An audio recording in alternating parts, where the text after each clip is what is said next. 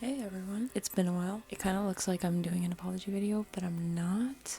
Kind of. It's crazy to think that I haven't been paying attention to this channel for these past 3 years. Hello? My priorities really changed throughout the years, and I was always doing this as a hobby, but I knew that if I was gonna come back to posting, I wanted to do it right. The last video I posted was my magnum opus. It took me so long to get it right. We finally got there, and I shot my reaction for Sea of Monsters 2 other times, but on the 3rd time, I vowed to myself to finally get it right, but then work kind of took over my life, and now I'm at a point where I can sit down, finish it, and give her the attention she truly deserves. Here we are. We're back.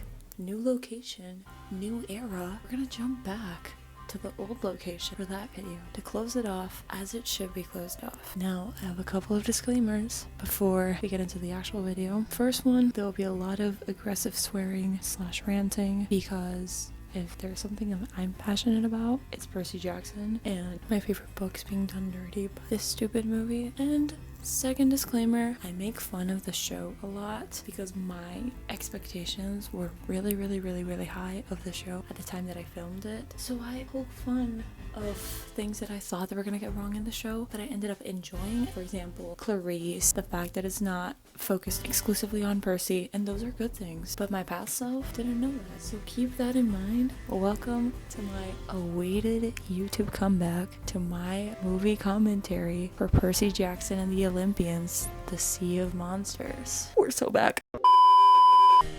Hello guys, gals, and non-binary pals. Happy April 6th. I don't know what April 6th is. Should it be a special day? Should it be a special day? I don't know. It is a special day today because this is my 3rd attempt to film the movie commentary for Sea of Monsters. 3rd attempt. But the saying is, 3rd time's the charm. I'm wearing my Sunset Curve Joey and the Phantom shirt. I don't know why, but I decided to wear it for this video. And also, happy 2023 guys.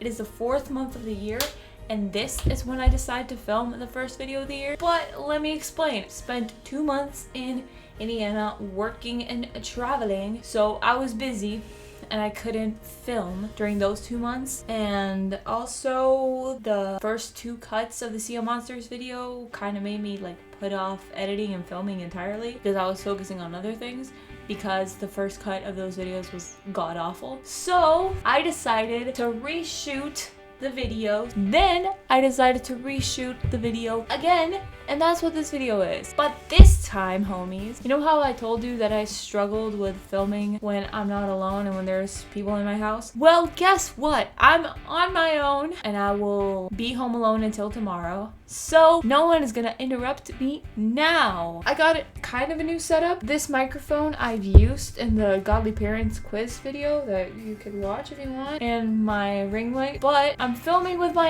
iPad now. Yay! Look at that. Whoa, look at that. So fellas, new year, new setup, new rolly chair because I broke the other one. I am very excited to film this video, but I'm not excited to rewatch this movie because I had to watch the movie 2 times. My lightning thief video, I got interrupted and all, but I had a lot of fun filming it. But the thing is, I despise the second movie. I hate it. I hate it with a fucking passion. It has a couple of things going for it. First one being Tyson, enough said. Second one being the songs and the score or whatever. And third one, that I tried to apologize for the mistakes that the first one made, but it's still god awful. And I procrastinated. I put off editing this video. I filmed the first version of the video in November, fresh out of finishing the second book, and I put off editing it because that cut of the video was god awful. That cut of the video reflected my full thoughts on the movie and why I despise it with all I got. But folk, today we're gonna try to film the definite cut of the Sea of Monsters commentary because I'm fucking sick of having to rewatch this movie and having to refilm this video. So hopefully this is the one. And if it ends up being the one, I don't know, like, comment, subscribe. I don't give a fuck. This is my beautiful Percy Jackson, the Olympians box set. So on my Raritanverse Percy Jackson universe read through, I am now on the Son of Neptune. So I'm blank on what happens in this book. There's a lot of great moments, but most of them are obviously not going to be in the movie. I do not want to watch this movie. I'm sick of it, but I have a reputation to maintain with my audience. If I'm gonna have to sit through this movie, you guys are gonna have to sit through this movie too. So let's get this going. Let's hit the road, Jack. We're gonna start watching this movie. I'm so excited. I'm like so fucking excited. Like I can't wait. Can't believe I'm doing this again. Third time's the charm. I'm gonna just put this on the record right now. I swear on the rubber sticks. If this doesn't end up being the final cut of the movie and I don't end up liking this cut either, I'm gonna scrap this video in its entirety. So yeah, I don't want to watch this. Okay. That's way too fucking.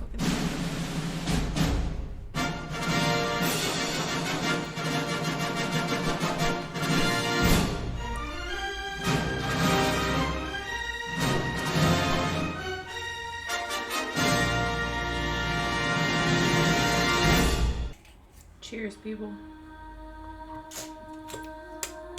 Score still holds up. The score still holds up. The score is awesome. At first, I didn't believe it either. But the gods of Olympus are real. And sometimes these gods have children with humans, called half-bloods.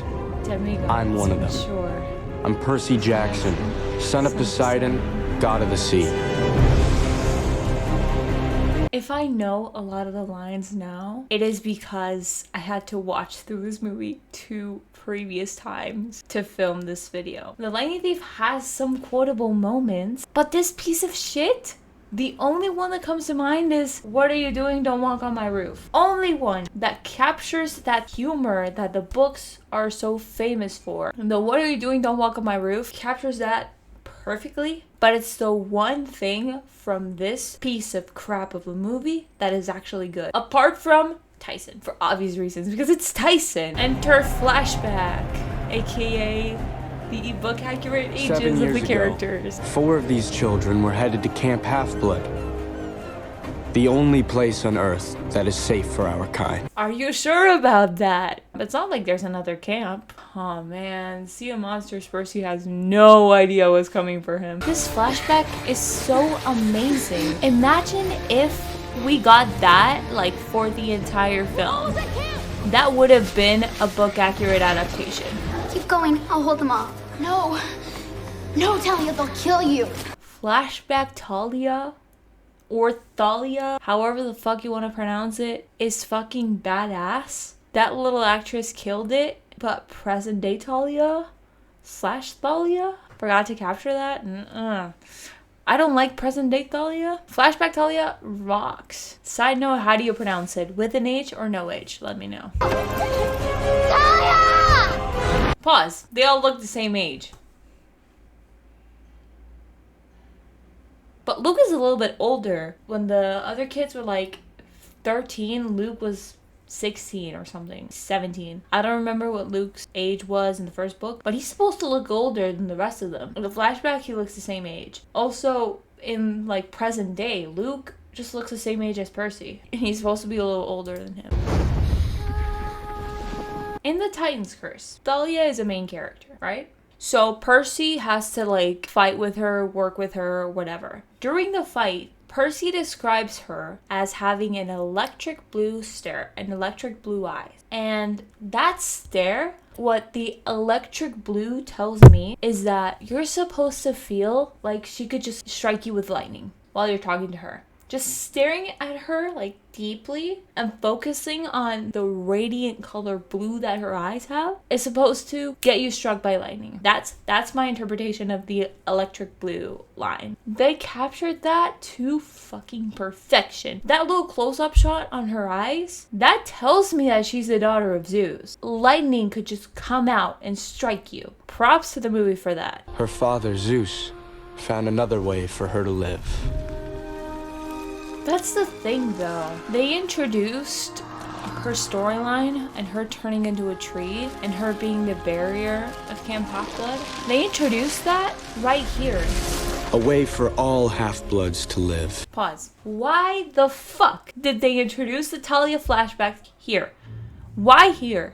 Why not during the heart-to-heart time with Grover and Percy? In the musical, Percy and Grover have a heart-to-heart, and Grover sings a song about what it was like to rescue Annabeth and Luke and Thalia, and how she got turned into a tree so she could stand protecting us forever like he couldn't do for her. And he feels so guilty. He's like, I failed her. She had to sacrifice herself for me, and now I feel like a garbage satyr. And that goes full circle if we look at how he gets on this quest for Pan. Nobody believes him, and he feels so guilty because like he found Pan, but nobody believes him because that's the same Grover that basically killed someone because she helped instead of him. So he feels so bad. He feels so bad. He regrets every single second of it. Annabeth too. That's why Annabeth hates, spoiler, Cyclops. Because they all got scarred by that. And that's also why Luke decided to steal the lightning bolt and then bring back Kronos. Thalia's death is a very important character arc for Annabeth, Luke, and Grover. So it was important to introduce that in the first movie. But no, they scrapped that shit. Because yeah, it might be important to their characters, but it's not important for the plot. And why keep a scene that was already in when we could just make up our own scenes, like the one from Nashville that they just made up to make their plot of Percy Jackson make sense, when it's not the one from the books, when they just like grabbed what worked for them and then they decided to write up extra shit to fill in the gaps. Like, what the fuck, dude? Like, the pearls, that pisses me off so much. But still, this movie was sort of like an apology from the scriptwriters to the books fandom for how fucked up the first movie was. So, first thing they did, they introduced the Camp Half-Blood barrier. Good for them. Good for finally realizing what their fuck-ups were. Good for them. But the lore that was pre-established from the first movie just doesn't exist anymore. They just implied that there was a barrier. They didn't explain the reason why. Then Grover is really flat in the first movie. Annabeth's also really flat in the first movie and also in this one. God, I hate her character so much. And Luke...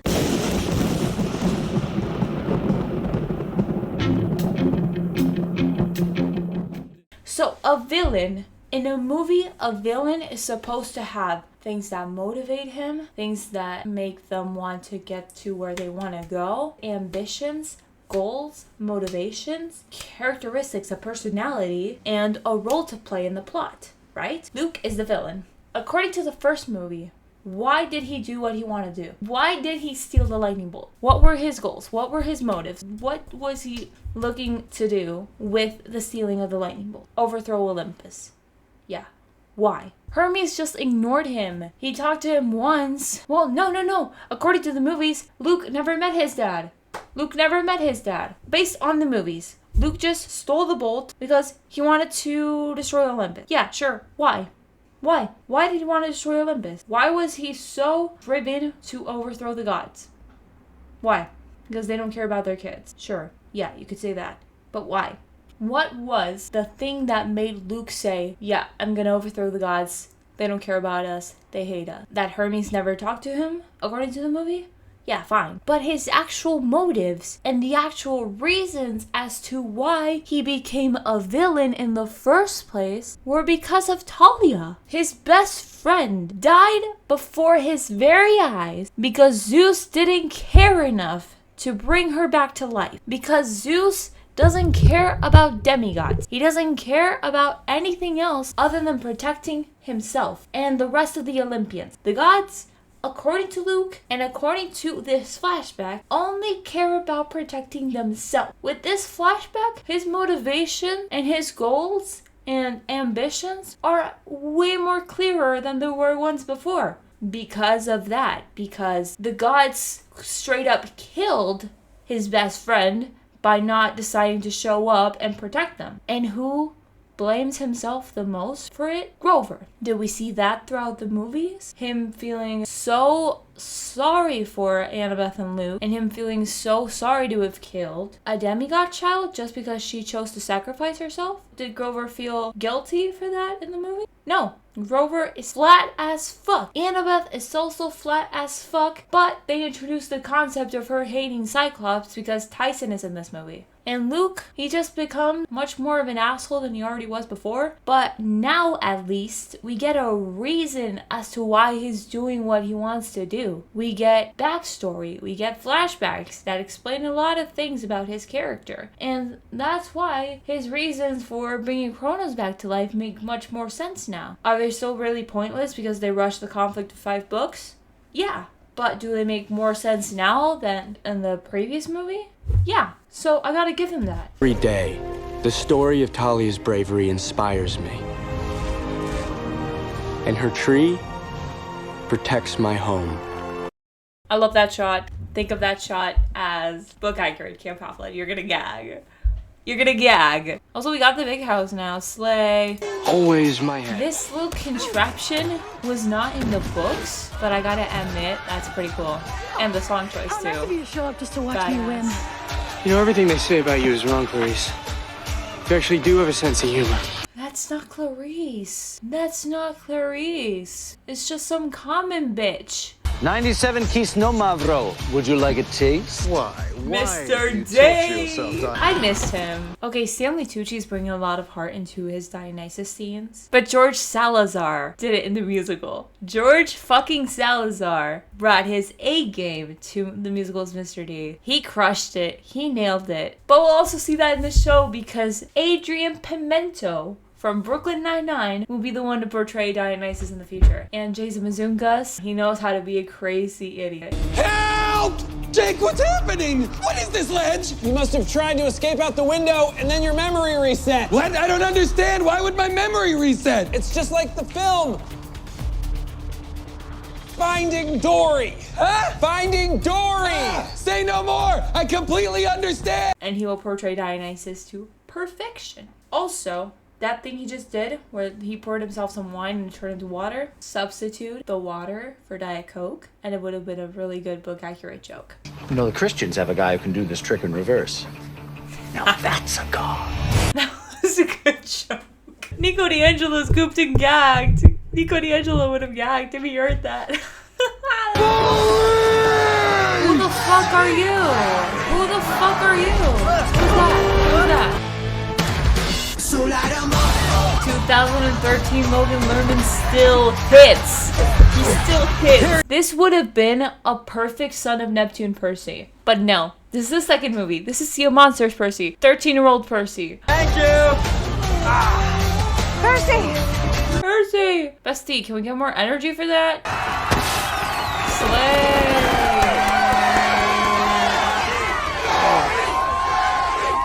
Was Clarice always this popular in the books? I don't think so. Both projects flopped up on the one thing that Clarice is known for, and that being a strong, powerful, buff woman. Clarice is supposed to be buff. You're supposed to be scared of her figure and how she looks. She's supposed to be buff, muscly, plus size. What do this Clarice and Dior, the actors that is going to play Clarice in the show, have in common? They're skinny. In the musical, they channeled the fact that Clarice was like big and buff and scary, and the actress that played her might not have been like big, buff, and scary, but she wore a big puffy jacket and she fucking killed it. But this Clarice and Dior are both skinny. Why? In the books, Clarice is big and buff and on the bigger, curvier side, but she's like jacked. Why the fuck do you get two skinny actresses to play a strong, muscular, buff character? She was supposed to get the same treatment that Luisa from Encanto got. Luisa's power is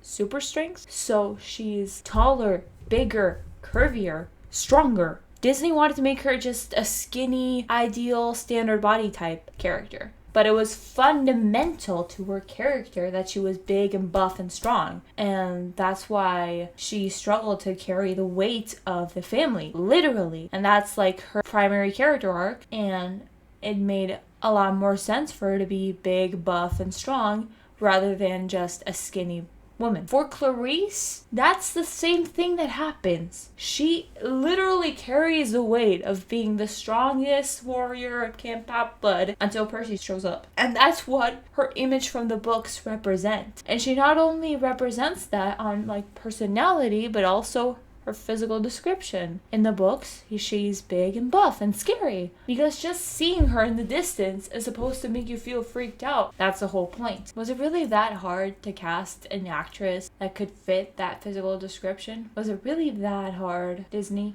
I guess it was. So that's why I didn't go for that. Oh well. Sucks for them. Even for the daughter of the God of War, that girl's a mythic.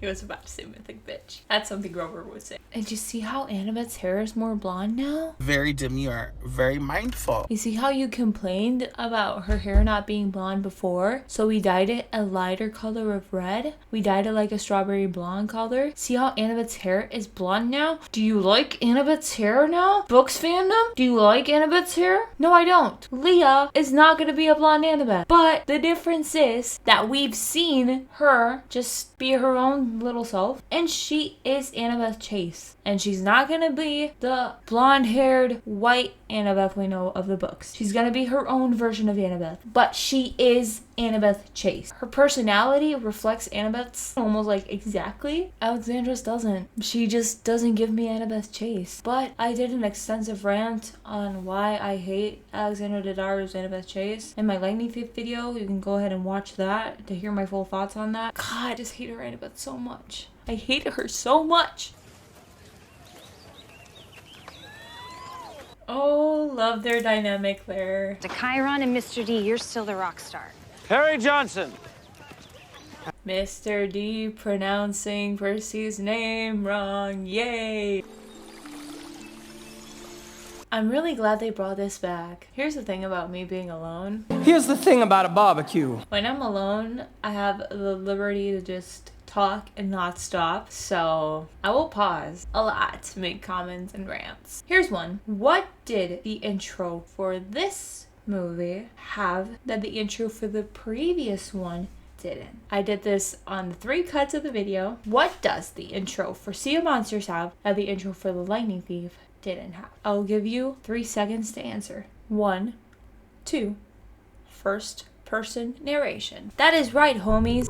The intro for Sea of Monsters finally gives us a voiceover narration from one Mr. Percy Jackson. Finally. And guess what? It actually worked. We see Percy progress as a person because he heard about Thalia's death, right?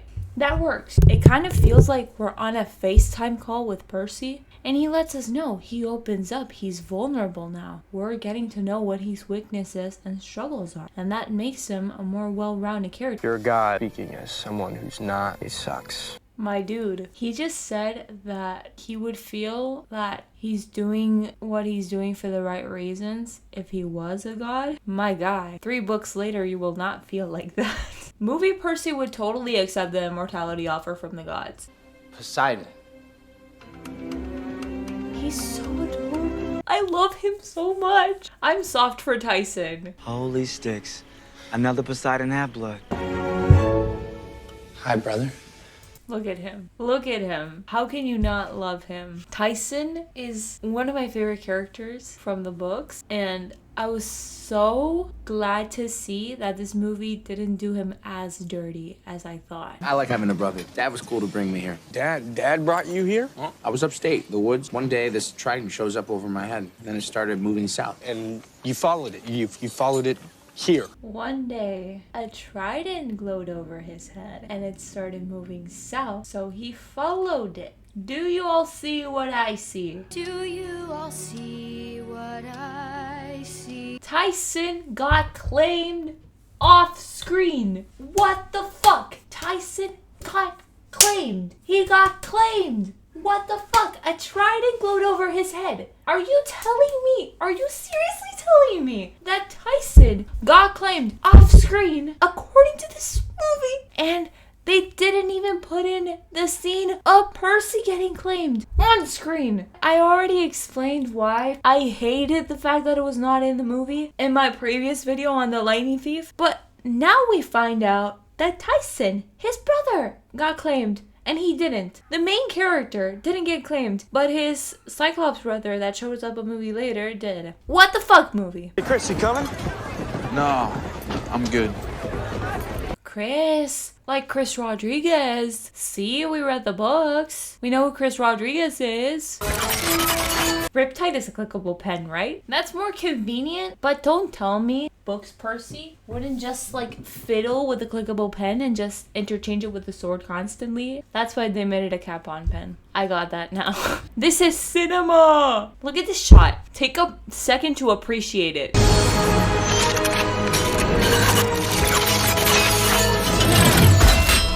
Maybe next time you try to drown someone, you'll first make sure he's not a demigod who can swim. Where's Percy? Where's Percy? Poisoned. Oh! I just got that. Third time watching through this movie. And I just got that the little liquid thing that Luke had was the poison that he used to poison the tree. I need a bathroom break. I'm back, demigods. Did you miss me, demigods? And that half-blood of the eldest gods shall reach 20 against all odds. 20? Why? Why 20? Why 20? Oh, I know. Because there were 16 in the first one when there's supposed to be 12. That is why. Is there any chance at all that I might not be the guy in the prophecy? In the books, we meet other children of the Big Three. So, the prophecy could very much refer to Nico, Bianca, Dahlia, or Percy. It's not gonna last forever. You're gonna have to reapply it. They didn't want to CG his eye the entire time, so they were just like, here, have some sprayable mist. To them, he will have the one eye, but to the outside world, he will continue to be a normal guy that's just a little taller than average. The mortals will not see Tyson with one eye. Why don't you guys make yourselves useful? Demi-Google Luke for me. Demi-Google? Did he say Demi-Google? Hold on. You guys make yourselves useful. Demi-Google Luke for me. What the fuck's Demi-Google? Is the demigodification of technology. Did they forget that technology attracts monsters? Hercules bust heads? Best TV show ever, so of course, canceled.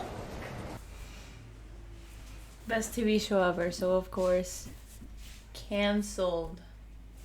You see Luke, please explain to him for me that parents, we make mistakes sometimes. I mean, he has every right to be angry at me. Just please tell him not to be angry with the world. I'm not sure if there's anything that I can say that will change him. But Percy's right, though. Luke's whole thing is about the gods not being present in his life and not helping out enough. And what does Hermes do with that? He asks Percy to explain to Luke what's going on instead of just going there himself. Luke was kind of right about that. Come here. Slay, Rainbow, you look good. I never noticed that look before. And I'm soft because I actually felt things for them. Can we go back and rewind? Ah! I never noticed that before. That's so cute. Okay, I'll stop. That's Chris Rodriguez, Ethan Nakamura, and Selena Beauregard. Chris Rodriguez, Ethan Nakamura, and Selena Beauregard. See, we know the names of 3 half-bloods that turned. Are you happy with your impact, Books fandom? You look good. We met your father. He said that he knows that he made mistakes, and he told us to tell you to not be so angry. And he couldn't even tell me himself. He's kind of right, though. My friends, we have surpassed the 2-hour mark in the video. Yay! I forgot to clap for 1 hour, so I guess we'll clap for 2 hours. Luke and Percy parallel each other in this movie, and they have mirroring arcs. That's really good. Percy's problems in this movie happen because Percy and Luke's issues revolve around their fathers and their daddy issues. Percy's thing is why the fuck does Poseidon not reply to me or answer me or help me? And Luke's thing is basically just getting back at Olympus because Hermes wasn't present at all. And then Hermes also like made it clear that he was actually not wrong because the dude told Percy to just tell Luke something instead of actually going to him and telling him himself. What the fuck, Hermes? Not him playing chess against himself. Why is he playing chess against himself? Why the fuck is Percy playing chess against himself? That's a fucked up thing to do. Use the Force, Annabeth. Percy's using the Force. You should use the Force too. Midichlorians and shit. That was for Grover! Would you give that more energy? That was for Grover. It's kind of like Annabeth saying, Percy, dude, give it more energy. That was for Grover. What are you doing? Don't walk on my roof. And we get a little commotion for the best line of this entire movie.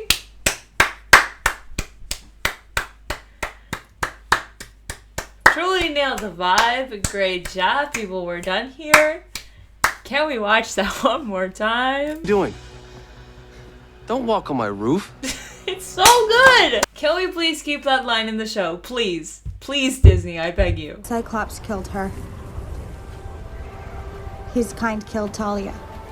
Oh, look at that. Annabeth's finally interesting. You know what would have made this moment a lot better? Her and Percy sharing a really cool moment of her trying to find out what her fatal flaw is. You know what would make this Annabeth a little better? Rescuing Percy from Circeland after he was turned into a guinea pig. Why did they mash Polyphemus and Circeland into one big thing?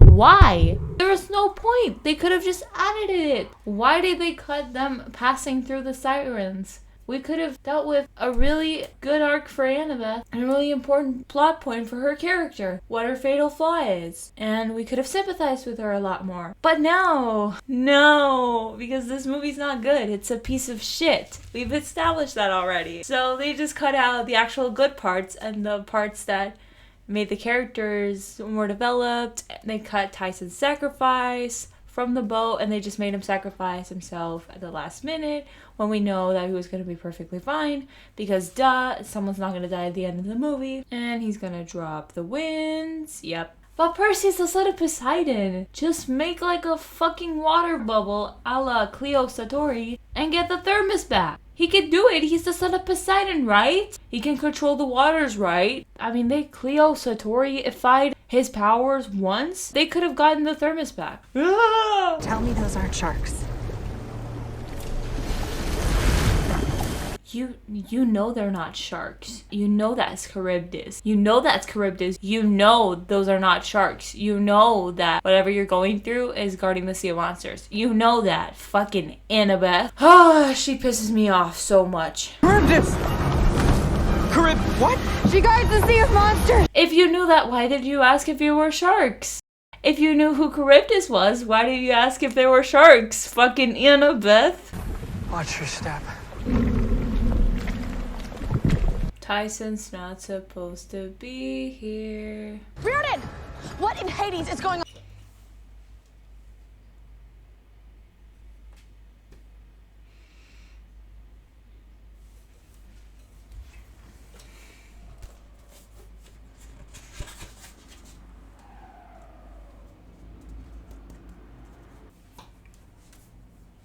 I'm not even gonna say anything. Change course. Southwest. Aye, aye. Sorry. He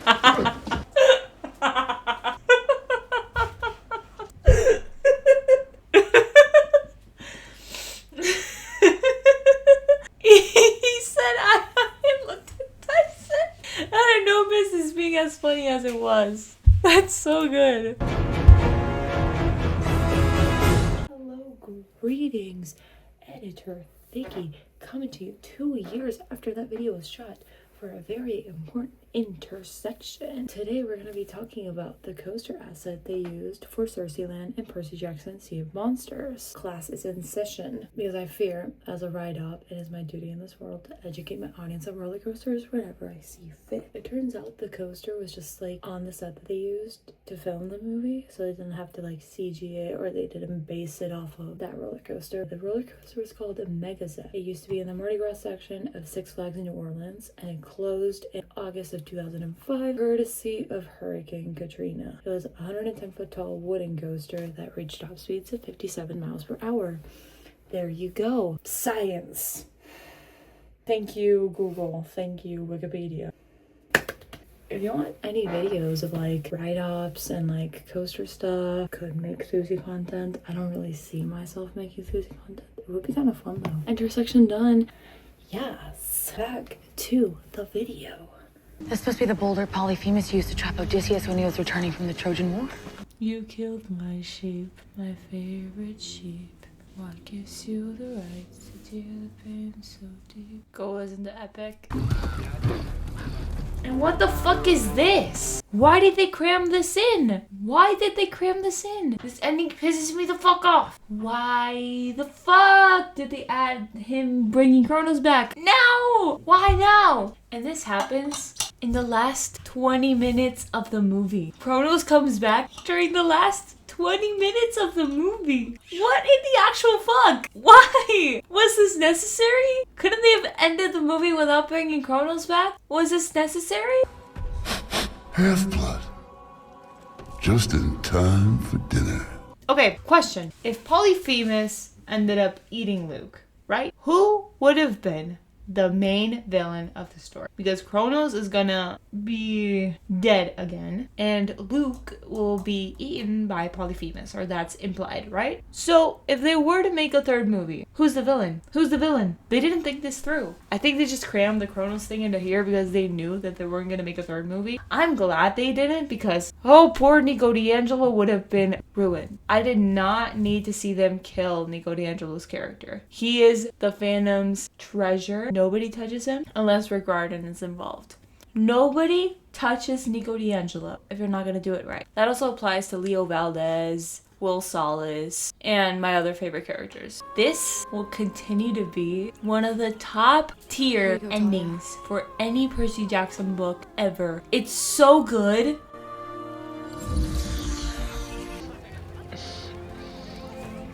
Stop, he's so cute. I love him more than I love myself. I'm Talia, daughter of Zeus. This will continue to be one of the best endings ever. That was the worst thing I've seen in my life. That was the worst thing I've ever had the displeasure to witness. I fucking hate this movie with a passion. The show's gonna be way better. Yeah, enough said. Read the books if you can. They're multiple times better. Listen to the musical. It's also really good. So overall thoughts, Tyson was not as butchered. The comedy was top notch. A couple of interactions that Percy and Annabeth had that I didn't notice before. The score continues to be amazing. Also, there's some inconsistencies with the plot, and we lacked development for Annabeth by not getting the fatal flaw scene. Hopefully this ends up being edited and posted. Hopefully it doesn't take me 8 tries to not get the video blocked for copyright. In the meantime, you can rewatch a couple of Percy Jackson videos I got in the channel, and you can, I don't know, hit subscribe or something. I don't fucking know. I will continue to do Percy Jackson videos in the future because they're my birthright. I have to. If you did this, then slay, good for you. You had a good time watching a video of mine, so that's good, I guess. I don't know what to say. I usually don't have outros. I guess that'll be all. Goodbye for now. Peace.